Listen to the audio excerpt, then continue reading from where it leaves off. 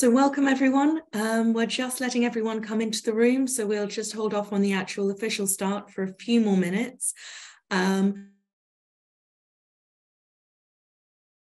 to write questions and respond and talk to the presenter at the end of the event. Welcome as more of you are coming in. Thank you so much for joining us. We will be starting in just a couple of minutes once more of the attendees have joined. It's nice to see some familiar faces in the list. It's so nice that some of you are coming to all our events. We really appreciate it. In particular, I noticed Galina Kedrova, welcome. You've been coming to an awful lot of our events, so thank you for your support, and to many other people who have been coming to so many of our talks over the last few months, and indeed the annual forum last year. We will be starting in a couple of minutes. So please do bear with us. We're just waiting for attendees to filter in. As I've mentioned already, to those of you who've just joined us, your videos are off and you are muted. However, you will have the opportunity to write questions into the Q&A box and engage with our speaker and pick his brains of all their valuable information at the end of the talk. So we will be starting in just a few minutes now. As I see, it is coming up on 10 o'clock, so we'll give it another couple of seconds because I know people sometimes do attend slightly late. But to be honest, it's just the housekeeping slides at the beginning anyway. You won't be missing anything too interesting for the first minute or two. So given that it is housekeeping, first, I'll probably just start now. First of all, welcome to those of you who've joined us for today's Community Development Series activity. We're particularly thrilled to be working with the Directory of Open Access Journals today. We're huge admirers of what they do. We, on behalf of the Knowledge E Foundation, we do help to fund the Directory of Open Access Journals, and they themselves have agreed to be a partner of the Forum for Open Research Initiative. So it really is such a pleasure to be able to welcome you all here today to hear a bit more about what the Directory of Open Access Journals is doing to help promote open access in Northern Africa. I apologise, I have a frog in my throat, as we say in the UK. So if we could skip to the next slide, just before we start with the talk itself, there's just a few housekeeping things. First of all, there are some Zoom features. If you need to move things around, do use the movable windows. Do raise your hand. There is a raise hand function, which will let us notice if you are worried that we're talking too fast. Definitely something that I do on occasion. With regards to the chat versus the Q&A, please do use the chat for technical issues, and then keep the Q&A section for sorry, my colleagues just bring me a notebook, and then use the Q&A section, reserve the Q&A button, which is at the bottom of your screen, specifically for questions, because that is where Professor Kamel will look to see if you have any questions about anything he's saying. Please feel free to add questions throughout the talk, and we will address them at the end. Also, if you do have time, we do like to see where everyone's from. So if you want to just have a quick message, drop your message into the chat just saying who you are and where you're from, and then we can all greet you and everyone can get to know each other better. That would be lovely. So please do that. Next slide, please. So before we start the event itself, I do like to give a very quick introduction about FORM. This is the Forum for Open Research in MENA. So this is a non-profit membership organisation which we have set up specifically to support the advancements of open science policies and practices in research communities and higher education institutions across the Arab region. I'm the Director of Operations at the Forum for Open Research, and so this is my particular baby, and I'll just give you a very brief overview of what we want to achieve, because we are looking for members, we are looking for a larger community and looking to build that community of people to work with us across all the different countries and all the different stakeholder groups involved in education and research in the Arab world. So what our core goals are to really support the advancement of open science ecosystems in libraries and institutions, and also the wider research communities and citizen scientists as well. We also want to create accessible and localized resources in Arabic, English, and in the future French, we hope, to really of open science policies and practices for those communities and institutions. We also want to encourage the development of a collaborative community of partners and members to really help drive everything forwards. And finally, our final goal is to champion the development of right-to-left functionality in key open source and open science technological solutions so that they can be used in Arabic as well as other languages. Next slide, please. And the way that we do that is we have three core pillars of activities. We have the creation of resources. So I already mentioned some of those, the accessible resources, the creation of infrastructure, and we are in the process of launching a journal dedicated to open science policies and practices in the Arab states. We also host the community development activities such as this and have a discussion forum and a series of working groups around key areas over the coming years. And finally, we have the annual forum. So this is our flagship conference. I'll be talking a bit more about that at the very end of the event. So next slide, please. So that's just a very brief overview of what we do. And now it is my great pleasure to hand over to Dr. Kamel Behamel. He is a professor of chemistry in Algeria, and also, more importantly for today's talk, he is one of the very senior, the managing editors for the Directory of Open Access Journals, and it is in this capacity that he is talking to us today. And before I hand over, if anyone is interested in tweeting or posting on social media about this talk today, please do try and use the hashtag Forum for Open. You can see it in the bottom corner, just so we can pick up and retweet and repost all of your comments. Thank you very much. I will now turn myself off and mute myself and hand over to Dr. Kamel. Thank you. Thank you very much, Dr. Emily, for your kind invitation. I switched in French language because I decided to give this webinar in French language. Donc, merci, Dr. Emily Chaussky, pour l'invitation pour promouvoir le libre accès dans l'édition scientifique, surtout et augmenter la couverture de d'ouvrage en Afrique du Nord. Donc, je suis Kamel Behamel, donc professeur à l'université de Béjaïa et en même temps donc managing editor à DOAJ, donc le Directory of Open Access Journal. So, je vais partager avec vous le. Alors, donc aujourd'hui, donc nous allons discuter sur comment promouvoir bien sûr le libre accès dans l'édition scientifique en Afrique du Nord. Donc, dans notre agenda, nous avons donc dans notre programme, donc, nous allons voir à quoi ressemble le paysage de l'édition en Afrique du Nord aujourd'hui. Donc, le défi de publication savante en libre accès en Afrique du Nord, et par la suite, donc, nous allons terminer notre présentation donc, avec les critères de base et avantages pour être indexés dans la base, dans le répertoire de OH. Donc, bien sûr, nous allons continuer avec des recommandations sur l'indexation. Alors, donc, comprendre l'édition scientifique en libre accès. Donc, généralement, le libre accès aux publications scientifiques est un thème actuellement qui passionne beaucoup de chercheurs et de volontaires donc, depuis plusieurs années. Une vaste communauté scientifique s'exprime à travers, bien sûr, des forums de discussion, des blogs, des webinaires, des séminaires, etc. Donc, bien sûr, le libre accès, c'est un mouvement qui a initié dans les années 2000, donc il y a une vingtaine d'années, et donc consiste à rendre la recherche universitaire disponible à tous sans restriction ni barrière de paiement. Donc, c'est le principe de l'open access, donc suite à l'initiative du BDABS en 2002. Donc, beaucoup de chercheurs ont opté pour cette nouvelle voie de publication savante.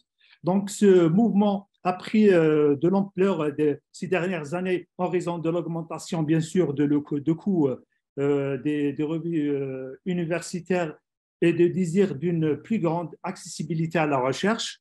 Donc, le Nord-Afrique, généralement, l'édition scientifique donc, implique la diffusion de la recherche universitaire par le biais, bien sûr, des revues et des livres et d'autres publications. Traditionnellement, donc, l'accès à ces publications nécessite bien sûr un abonnement ou un paiement, mais le libre accès a remis en cause ce modèle en mettant la recherche gratuitement à la disposition de tout le monde. Donc, de nombreux débats qui portent notamment sur le business model. Donc, nous allons discuter par la suite des publications scientifiques, à la légitimité, bien sûr, des frais demandés aux auteurs par certaines revues et la qualité de l'évaluation de revues en libre accès. Alors, donc, bien sûr, il y a aussi un autre problème concernant les droits d'auteur.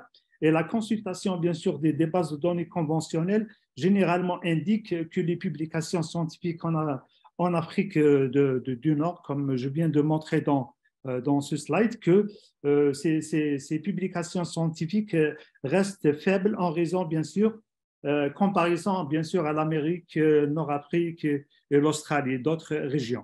Donc, bon, on va commencer. C'est quoi le Open Access Journal? Donc, c'est quoi pourquoi ce mouvement?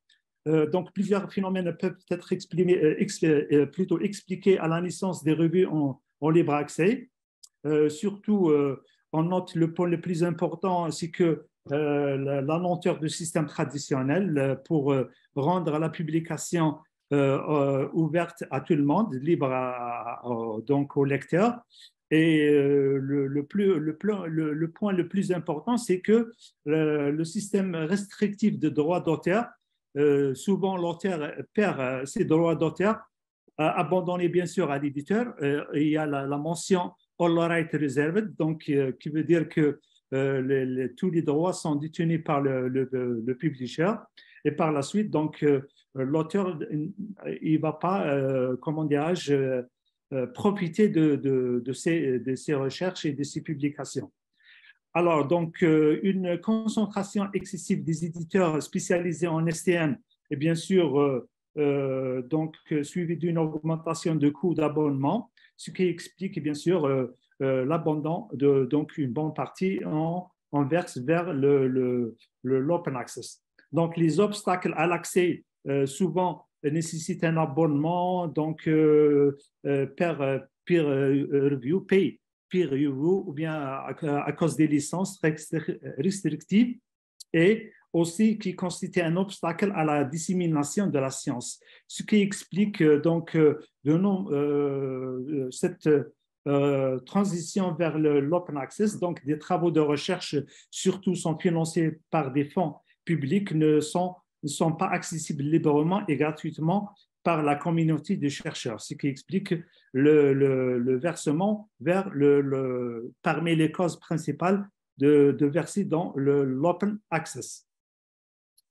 Alors, donc, bien sûr, il y a beaucoup d'initiatives et de policiers visant à faire progresser et promouvoir et soutenir le libre accès en Afrique du Nord. Donc, malgré que l'open access a connu quand même un développement limité, surtout ces dizaines d'années. Donc, il y a quand même un développement de certaines plateformes. Donc, on note telles que l'African Open Science Platform, qui, bien sûr, c'est une plateforme africaine, est une initiative panafricaine qui promeut donc l'adoption des pratiques scientifiques ouvertes dans les pays africains et aussi dans le Nord-Afrique. Elle offre comment dirais-je, une formation et un soutien aux chercheurs et aux décideurs comment dirais, et aux autres parties prenantes sur des sujets tels que le libre accès, le partage des données et l'intégrité de la recherche. Donc, il y a aussi la Open Access Journal Platform. Donc, il y a quelques plateformes qui ont été émergées en Afrique du Nord. Nous allons les citer dans les prochains slides. Donc, en Algérie, au Maroc, en Égypte, etc. Il y a aussi certaines, comment dirais-je, politiques nationales du libre accès. Donc, certains pays en Afrique du Nord, notons par exemple, ont élaboré des politiques nationales qui encouragent ou oblige les chercheurs à rendre leurs travaux librement accessibles. Ensuite, le cas de l'Algérie. En 2018, donc, le gouvernement algérien a ordonné, et bien sûr, les chercheurs de déposer leurs travaux de recherche et aussi dans des dépôts institutionnels et académiciens au niveau des universités. Donc, et mandater des universités en matière de libre accès, donc plusieurs universités en Afrique du Nord, donc, ont mis en œuvre des mandats de libre accès qui exigent bien sûr leurs professeurs qu'ils rendent leurs recherches librement accessibles, bien sûr via des articles c'est-à-dire en libre accès ou bien sous forme de dépôt institutionnel au niveau des universités. Alors, donc, quelle est, c'est-à-dire la situation donc, de l'édition scientifique en libre accès en Afrique du Nord? Donc, des infrastructures en libre accès à but non lucratif, généralement, donc, sont été développées en Afrique du Nord, donc aussi financées par des fonds publics, dirigées par des académiciens. Et donc, région avec une faible, c'est une région généralement, comme je viens de souligner, avec faible taux de pourcentage d'adoption du libre accès, donc que suite à bien sûr à certains entraves que nous allons citer par la suite, accès dans les savantes publiées dans la région. Souvent, ces publications sont, comment dirais-je, sans frais de publication. Et ces publications ou bien ces revues sont de genre diamant que nous allons aussi développer par la suite puisque certains pays comme l'Algérie, il n'y a pas la majorité, je peux dire la totalité des revues en libre accès ne demandent pas ces APC aux auteurs, qui est quand même un pas très important dans la visibilité de ces revues.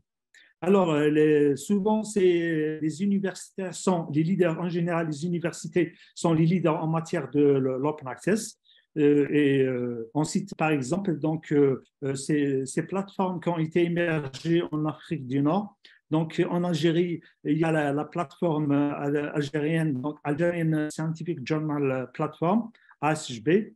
Donc, nous allons donner un peu de détails sur cette plateforme. En Égypte, il s'agit de la plateforme Egyptian Knowledge Bank, EKB. Et au Maroc, donc, il y a le portail des revues scientifiques marocaines.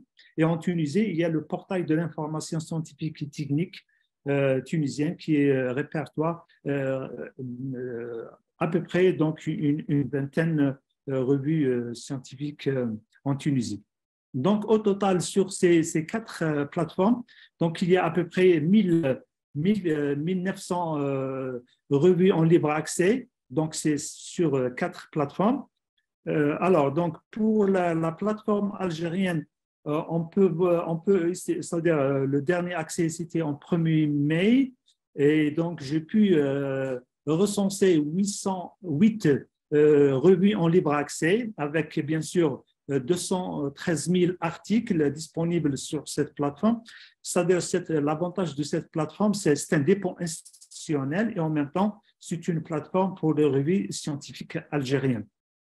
Alors, sur les 800, il y a à peu près 40% sont en arabe, en langue arabe, et donc l'autre partie, c'est en français, et une faible partie, donc c'est revues en langue anglaise ou bien peuvent être et peuvent publier aussi en 3 langues. Donc, bien sûr, la deuxième partie, donc la deuxième banque ou bien la deuxième plateforme, c'est Egyptian Knowledge Bank. Donc, je partage avec vous le lien à cette plateforme.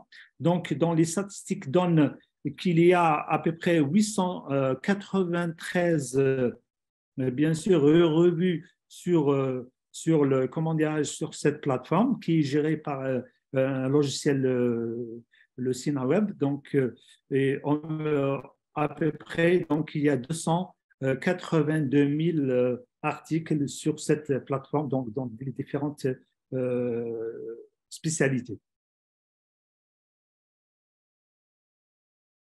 Qui sont dans cette banque, ils ont quand même ont été sélectionnés et on note il y a une trentaine de revues qui sont actuellement indexées dans la plateforme Egyptian Knowledge Bank, mais sous l'éditeur Springer. Donc, cette partie de ces revues qui sont de haut niveau, qui sont cataloguées avec ce publisher, avec cet éditeur en libre accès.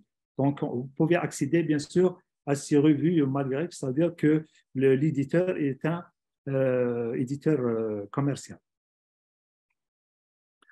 Pour les revues marocaines, donc, ils sont hébergés sur le OGS, et donc c'est l'EMIST, c'est l'Institut marocain de l'information scientifique et technique, donc qui héberge bien sûr ce portail de revues scientifiques marocaines, et j'ai recensé à peu près 208 revues en libre accès.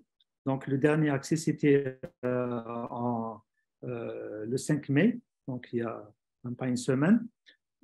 Pour le portail de l'information scientifique et technique, celui de Tunisie, donc j'ai pu répertorier donc une vingtaine, donc 20 Open Access Journal, donc il y a un faible quand même revue en libre accès en Tunisie, donc peut-être la majorité des chercheurs préfèrent donc publier avec des chercheurs en Europe et bien sûr aux États-Unis, etc. Alors, donc, bien sûr, avec le développement de ces plateformes, donc, il y a on va noter une chose très importante qui accompagne la recherche scientifique, c'est les dépôts, comment dirais-je, les dépôts donc les Digital Repository in North Africa, donc les dépôts, souvent les dépôts institutionnels. Donc, vous avez la politique nationale en matière de libre accès, donc donne la priorité au dépôt en libre accès. La plupart des universités disposent bien sûr ce qu'on appelle le DSpace, c'est un logiciel en libre accès open source. Donc, c'est un service numérique pour la collecte, bien sûr, le stockage et la distribution des documents numériques, que ce soit articles et thèses. Donc, ils ont été, bien sûr, ces dépôts institutionnels ont été créés dans le but à utiliser dans le cadre d'activités visant à atteindre les objectifs suivants. Donc, améliorer, bien sûr, la visibilité et la découverte de la recherche et des publications en Afrique du Nord. Aussi, identifier les moyens par lesquels les moteurs de recherche numérique peuvent améliorer la découverte de la recherche en Afrique du Nord, et aussi promouvoir la diffusion des connaissances à l'échelle, bien sûr, mondiale, à travers, bien sûr, ces dépôts institutionnels, donc, qui permet comment dirais-je, de verser et donner donc promouvoir la diffusion des connaissances à l'échelle mondiale. Alors, bien sûr, avec ce développement, nous allons citer quelques dépôts qui ont été répertoriés à l'aide de l'Institut international, donc International African Institute. Donc, je partage avec vous le lien. Donc ici, certains dépôts en Algérie, donc il y a l'université, malheureusement ici, les liens ont été désactivés pour quand je suis passé à la version PPTX. Voilà, ici en Algérie, donc il y a une dizaine d'universités qui disposent d'espèces et de dépôts institutionnels. L'Algérie se retrouve leader en matière de dépôts institutionnels en Afrique du Nord par rapport, bien sûr, aux pays voisins, le Maroc, l'Algérie, l'Égypte, comme se montre, bien sûr, ces diagrammes qui ont été détectés à l'aide bien sûr, de sites web qui s'appelle Comu.io, donc qui permet bien sûr de répertorier les différentes, comment dirais-je, nœuds, que ce soit les dépôts institutionnels, les dépôts nationaux, etc. Donc, à l'échelle, bien sûr, pour l'Algérie, la même chose pour l'Égypte. Donc, ces dépôts sont énumérés tels que l'American University in Cairo. Donc, il y a aussi la bibliothèque d'Alexandrie, Digital Assist Repository d'art, etc. Donc, qui montrent bien sûr ces dépôts institutionnels et donc ont été collectés sur ces dépôts répertoires en utilisant bien sûr le site web QMI.io et qui permet bien sûr de, comment dirais-je, de déterminer les différents réseaux et les différents dépôts, par exemple en Égypte, etc. Donc la même chose ici pour le Maroc. Donc vous avez l'université Mohamed VI, c'est donc le dépôt institutionnel SIGIL, donc l'Institut marocain de l'information scientifique et technique limiste, et bien sûr le catalogue national des thèses et mémoires, etc., donc qui permet de localiser ces dépôts institutionnels qui sont très, très importants, bien sûr, pour la valorisation de la recherche à l'échelle internationale et en même temps rendre la recherche visible pour les chercheurs au nord d'Afrique et aussi à l'échelle mondiale. Donc, bon, le Tunisie, donc, il y a peu de dépôts institutionnels, donc peut-être dû à la politique ou bien, c'est-à-dire limitée au début. Alors, donc, la contribution, bien sûr, comme je viens de mentionner, de l'Afrique à l'échelle institutionnelle, donc il y a un statut de revue principaux défis auxquels est confrontée l'infrastructure électronique en Afrique du Nord. Selon, bien sûr, l'UNESCO, donc on voit bien le rapport qu'il y a seulement 1,1 de donc, la production scientifique, bien sûr, en Afrique du Nord, selon, bien sûr, donc le CIMAGO Institutional Ranking Globe, donc qui permet de visualiser donc, à l'échelle de l'Afrique avec ces flèches, la visibilité des universités et bien par voie de conséquence, bien sûr, l'activité scientifique et recherche au niveau de l'Afrique. Donc ici, donc concernant le SR Globe, donc qui montre bien sûr l'Afrique du Nord, et la localisation avec des flèches, bien sûr, ces universités et l'intensité de la flèche représente bien sûr l'évaluation selon bien sûr le CIMAGO-Lab qui permet bien sûr de détecter la visibilité de ces universités et ces travaux de recherche qui ont été répertoriés dans ces dépôts institutionnels. Alors, donc, bien sûr, c'est très important de noter les infrastructures qui accompagnent, bien sûr, cette publication scientifique. Et souvent, il y a des insuffisances à l'échelle, bien sûr, en Afrique du Nord. Et donc, les principaux défis auxquels est confrontée l'infrastructure électronique de l'Afrique du Nord. Donc, souvent, on parle de l'insuffisance des investissements et des financements. Donc, les gouvernements et les institutions peuvent ne pas disposer de ressources financières nécessaires pour investir dans l'infrastructure et les technologies nécessaires. Donc, manque de coordination et de collaboration entre les institutions et les pays de la région. La vitesse de l'Internet, donc la vitesse lente. Donc, le débit généralement est faible dans certains pays, surtout dans des régions rurales et capacités de stockage insuffisantes pour les données de recherche par voie de conséquence. Donc, ça va influencer sur comment dirais-je, le dépôt et le libre accès donc, en Afrique du Nord. Une sensibilisation ou peut-être une compréhension limitée de l'importance de ces infrastructures parmi les décideurs politiques et le grand public, ce qui peut encore freiner bien sûr les investissements et le progrès dans ce domaine. Donc, bien sûr, donc il y a beaucoup d'institutions qui ne sont pas familiarisées, surtout avec ce qu'on appelle les open source, qui gèrent ces plateformes ou bien ces revues en libre accès.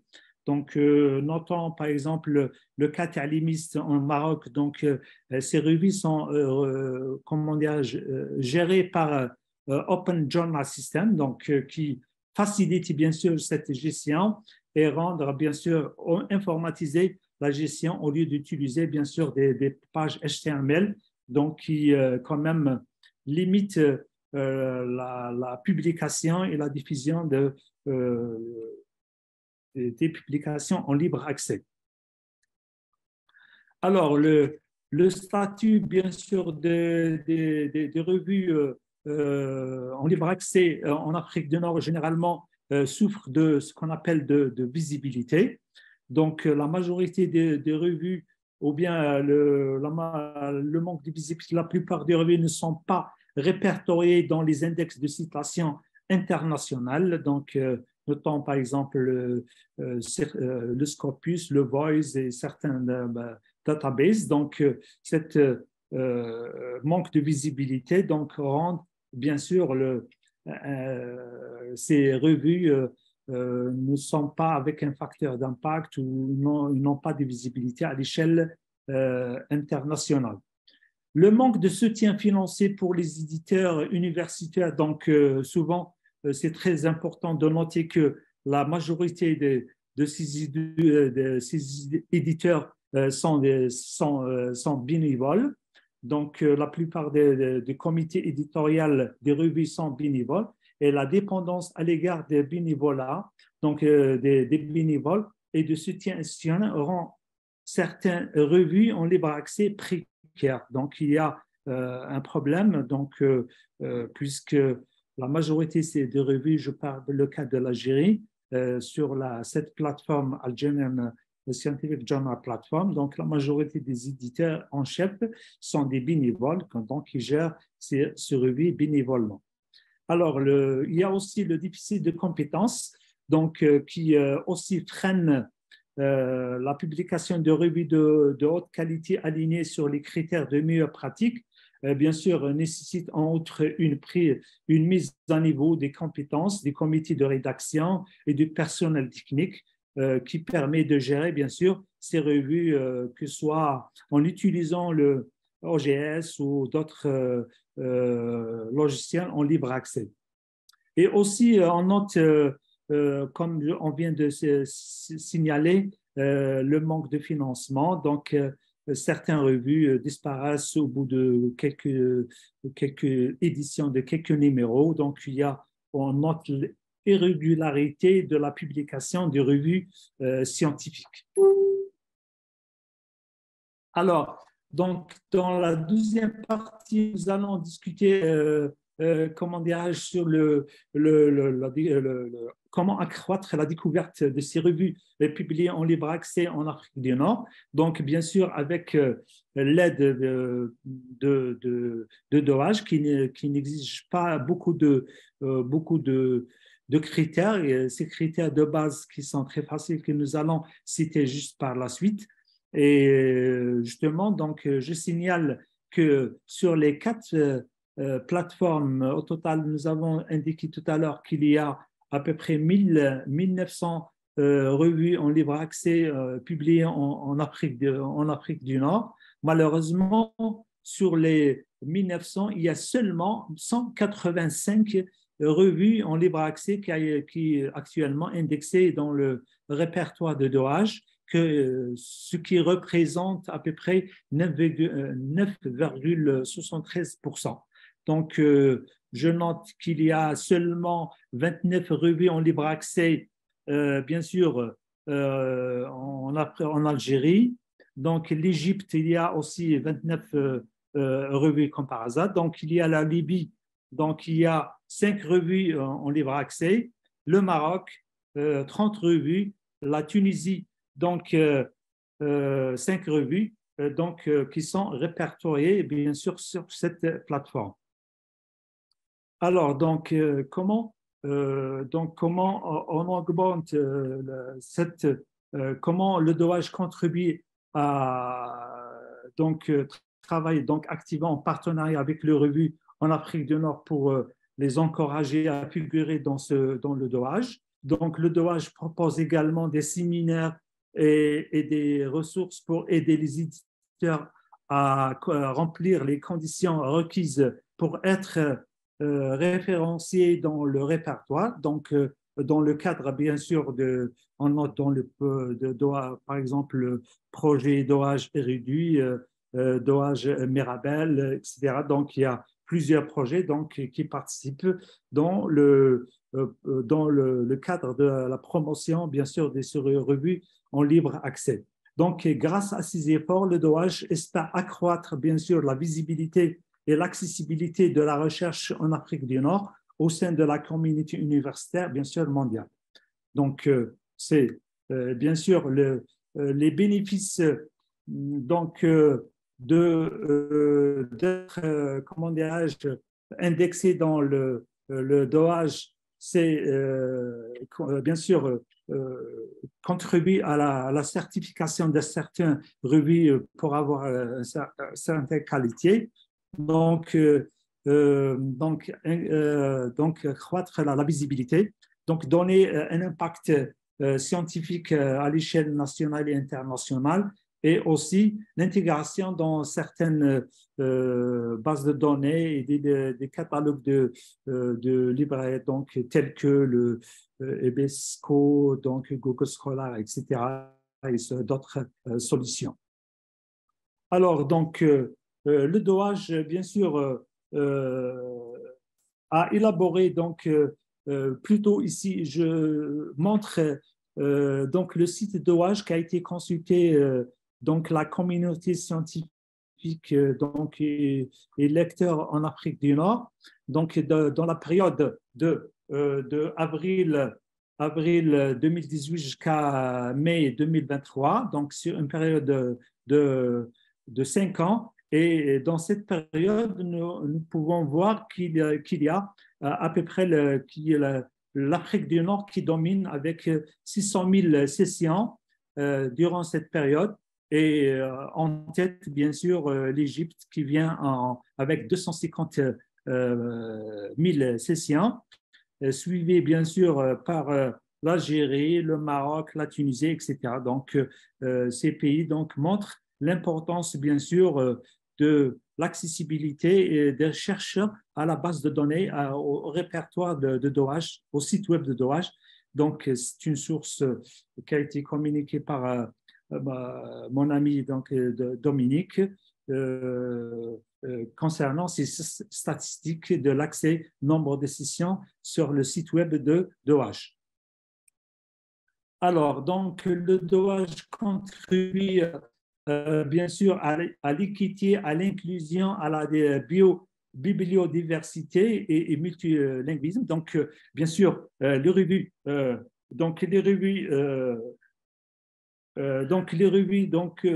sont, nous voulons indexer plus de revues des pays non occidentaux, donc revues en langue locale, des revues en sciences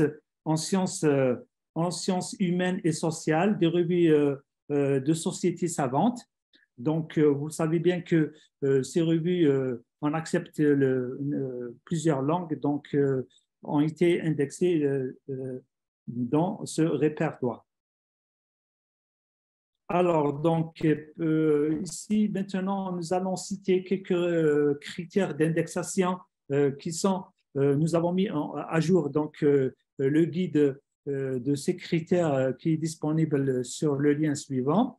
Donc, la version très récente qui a été seulement mise en ligne il y a seulement une dizaine de jours, donc à la fin du mois d'avril. Donc, il y a ce qu'on appelle les critères.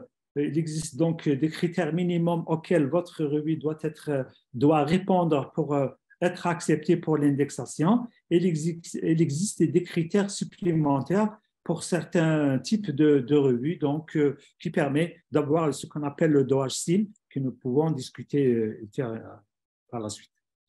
Alors, donc, quel type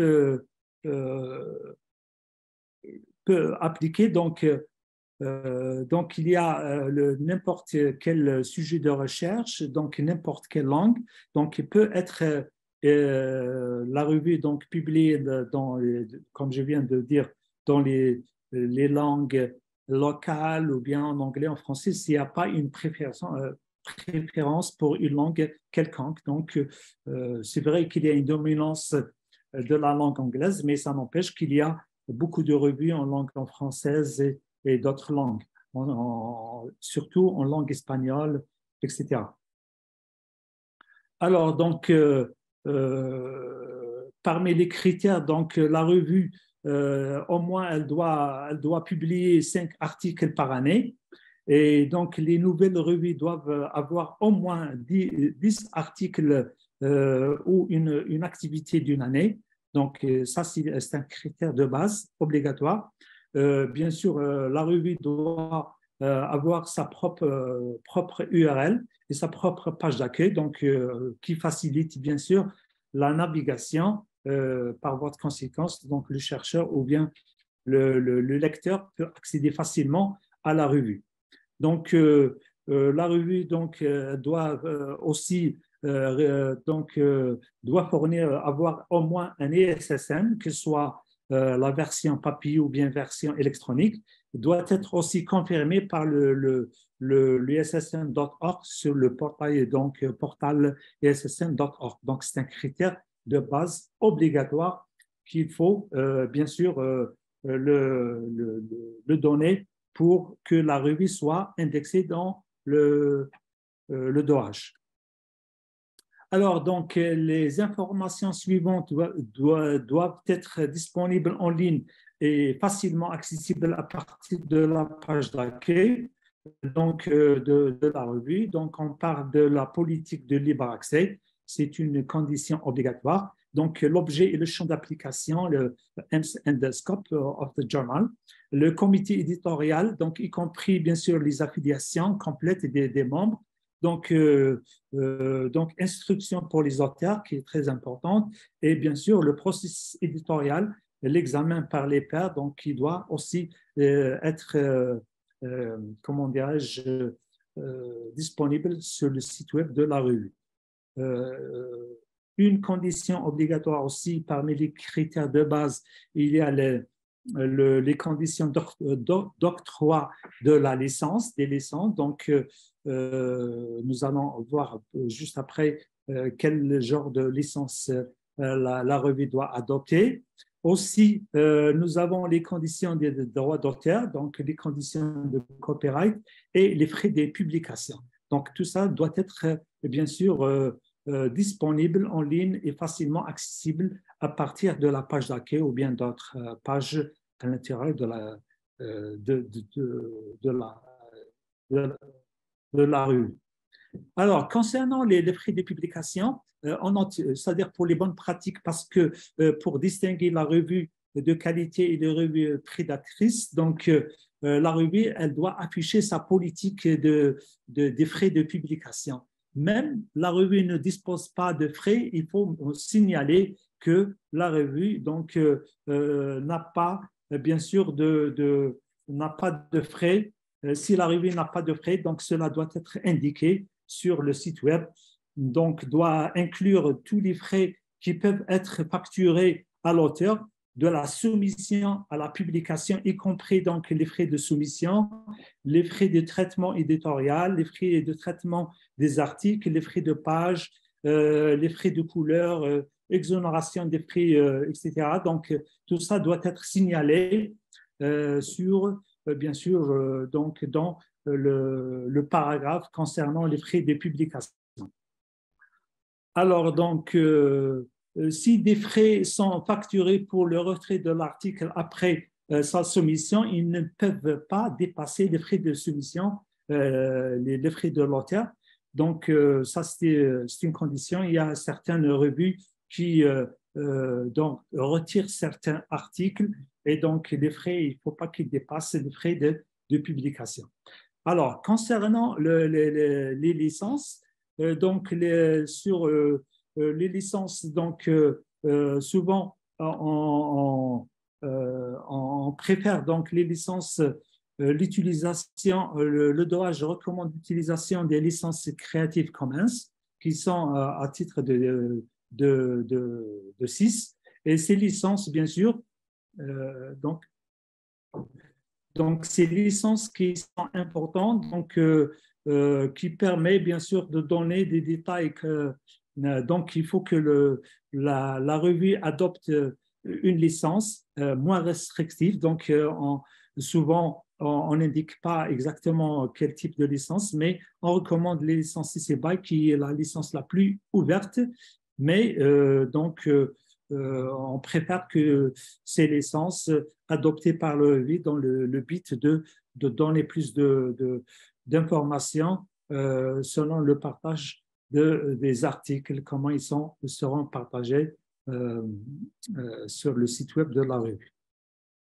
Alors, pour les droits d'auteur, sur le site web de revue, le droit d'auteur peut s'appliquer à 2 domaines donc distincts. Donc, il y a bien sûr au contenu scientifique publié et aussi au site web en tant qu'entité. Donc, on peut distinguer parce qu'il y a certaines revues qui mettent une restriction et qui mettent all right reserved, donc pour le cas, tout droit réservé pour le site web. Le design, donc l'éditeur donc veut protéger, comment dirais-je, le site web par voie de conséquence. Donc, ils mettent donc une licence très, très restrictive. Par contre, d'autres, ils mettent donc des licences en CC BY.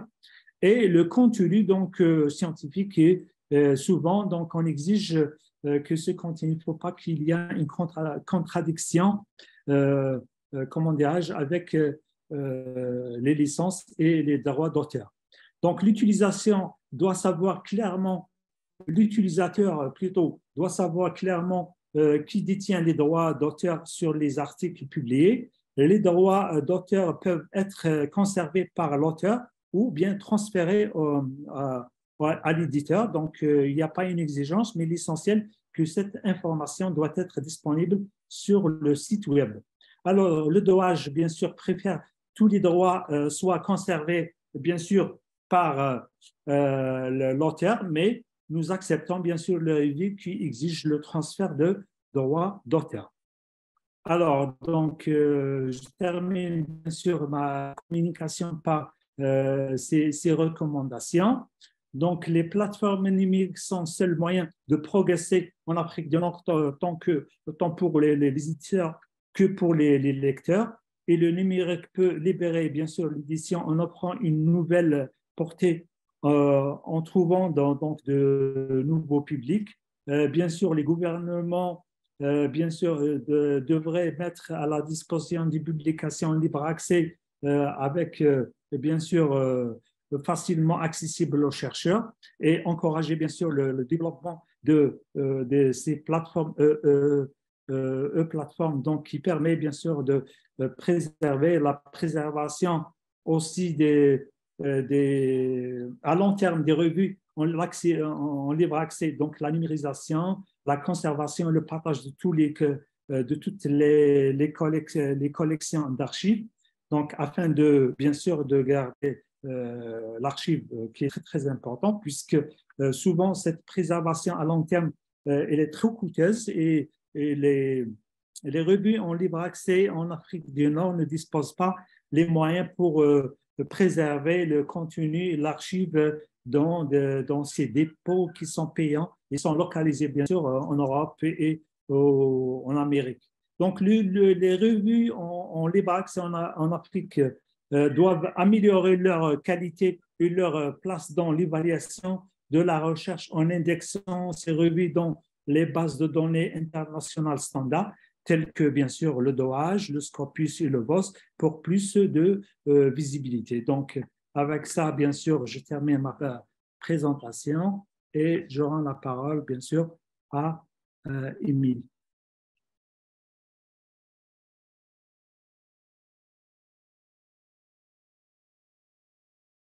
Donc, alors, donc, il y a des questions. Thank you so much, Professor Bahamel. That's a really interesting talk. I'll turn off again in a minute, but I'm sure everyone will want to thank you as well, albeit silently because they have no audio. Not in the chat, and then we'll be able to answer them.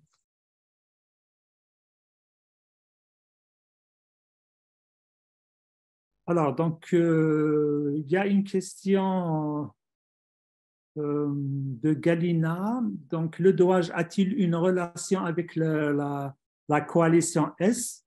Bien sûr, donc, bien sûr, parmi les critères bon, le coalition S a établi un plan de financement pour les revues. Ça concerne bien sûr l'Europe, c'est pas l'Afrique du Nord, ne sont pas concernés par ce dispositif, donc il n'est pas disponible. Ce coalition S, donc S, ça veut dire choc. C'est une coalition qui va financer les revues Gold, puisque vous le savez bien que lors de le mouvement en libre accès a connu, comment dirais-je, un développement très important, mais malheureusement, donc des revues donc demandent actuellement beaucoup de frais. Et par voie de conséquence, donc l'auteur ne peut pas payer ses frais pour publier dans ce revue Gold. Et par voie de conséquence, donc il y a beaucoup d'initiatives. Parmi ces initiatives, donc il y a la coalition S. Donc bien sûr, le DOAJ il est en relation avec la coalition S. Et bien sûr, donc je dirais donc il y a parmi les conditions, la revue souhaite d'être indexée bien sûr dans le DOAJ pour bénéficier bien sûr de frais de ce qu'on appelle les APC. Donc, qui seront financés par cette coalition. Pour le moment, ce n'est pas encore, comment dirais-je, clair concernant le financement. De toute façon, les revues en Afrique du Nord ne sont pas concernées par ce dispositif qui est le financement. Jusqu'à maintenant, la politique de publication n'est pas claire. Du moment où je parle le cas de l'Algérie, toutes les revues en libre accès ne demandent pas des frais. Donc, par voie de conséquence, l'auteur il peut publier facilement et sans frais ces articles. Alors, donc, une deuxième question, Fadwa Al-Mariri, donc j'imagine donc que j'ai déjà du Maroc. Donc, comment l'indexation d'une revue dans le DOAJ peut aider dans son indexation dans d'autres réservoirs tels que EBSCO, par exemple. Donc c'est une démarche personnelle. Donc, l'éditeur en chef peut indexer sa revue dans le EBSCO, mais si je me rappelle bien, donc, parmi des questions d'indexation dans le EBSCO, donc, il demande si votre revue est déjà indexée dans le DOAJ. Donc, il y a un partenariat avec EBSCO. Donc, il sponsor le DOAJ. Et donc, je pense qu'il faut mieux donc prendre contact directement pour voir, bien sûr, les critères d'indexation avec, par exemple, le BESCO. Puisqu'EBSCO, donc... alors, Galina, donc le DOAJ a-t-il des relations avec les confédérations Open Access Repertoire? Oui, je pense qu'il a des relations, mais peut-être donc pour confirmer la réponse à cette question, je vous prie de me contacter par email et je vais comment dirais-je voir avec des collègues concernant les relations avec le COAR, mais je pense que oui, à mon avis, donc il y a des relations avec le COAR. Alors, donc il y a une question en anglais. Alors, donc, cette question, is there any way to check our eligibility of our journal to be indexed by DOAJ?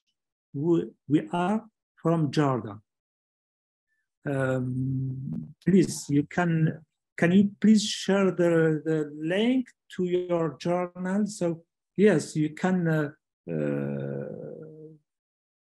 I don't understand this question. Please, you can share the link to this journal so I can give you more detail, because of course we index any journal from North Africa or Middle East or anywhere. You have to apply, as I mentioned in my the presentation. There is a minimum, there is a basic criteria to be indexed in DOAJ, and then it's very easy to be indexed. Of course, to be indexed in DOAJ, you have the criteria as disponible on the website. Well, if that's everything for all the questions, I think, if you have any other questions, do either get in touch with us at the forum email address, or I'm sure you can contact Professor Kamel himself, either on Twitter. I know he's a very active Twitterer poster, or and you'll be able to see his details from our Twitter feed, because we've been posting throughout this event, or indeed via email. So without further ado, I just want to say once again, thank you so much, Professor Kamel. This is a really interesting topic, and I think one that was very important. We can see from the number of questions we've had throughout the event itself, and the engagement in the chat as well. I think everyone found it incredibly helpful and very rich and thought-provoking discussion. And it's so interesting to be able to get that sort of larger regional overview as well, I think, particularly given how much of the time attention tends to focus on other regions of the world, and perhaps not our region as much. So before we finish this event, just a few additional notifications. I hope you enjoyed this event, and I hope you will also continue to join us for our events in the future. In the next few months, we have an event on rights retention. If you want to know more as a researcher or as a member of the library faculty about how authors and researchers can and should retain their rights, and the benefits of that, which is obviously one of the main benefits in the open access ecosystem, then please do join us for that event in June. That's coming up later this month itself. In May, we have a double event this May, which we're very lucky about. In June, we will be having a presentation from ORCID talking about personal identifiers and the transparency in research, which again is so important, that identification, particularly as piracy in various forms is on the rise. And then in July, we'll be having an event with PKP, the Public Knowledge Project. For those of you who don't know them, they are probably the largest and most successful open source provider of journal, book, and preprint publishing services, and they'll be talking to us about open infrastructures on the global scale, and we're really looking forward to that event as well. We will be having a break for August so that everyone can go off and enjoy their summer holidays, but we will be back in September, and we've got a very active series of events planned for September, with talks from DataCite, Crossref, and F1000 across a wide range of other activities. In addition, on the next slide, please, if you feel you would like to learn more about all the different ways that open science policies and practices can and should be implemented, and the difficulties and solutions around this implementation in the research ecosystems across the Arab world, please do consider joining us for our annual forum. This year we are holding it in Abu Dhabi in the UAE, but we are also exploring options to host it online as well. So the call for papers is open. It will remain open till the end of next month. It'll close on the end of June. So please do consider submitting a presentation or just registering and coming and joining us. We are partnering for this event with UNESCO and with Khalifa University, and it should be a really enjoyable and next slide, please. And when we slip to the next slide, yes, brilliant. And last but not least, we really do appreciate your feedback, both for how you felt this event went and whether you want more information about this specific topic itself, but also more areas of open science and open access. Please do fill out the form, because this is we use this information to plan our schedule of events. We're into planning for 2024 now, so this will be really helpful information if you If you want to learn more, please do tell us. No, we can't give it to you if you don't tell us you need it. So if you have time, do fill out this survey. And once again, thank you to the team for running this event, and thank you so much to the Directory of Open Access Journals and to Professor Kamel for giving this really rich and thought-provoking talk. I will clap by myself because everyone else is on silent, but you can see some clapping and hand gestures there. So thank you again so much.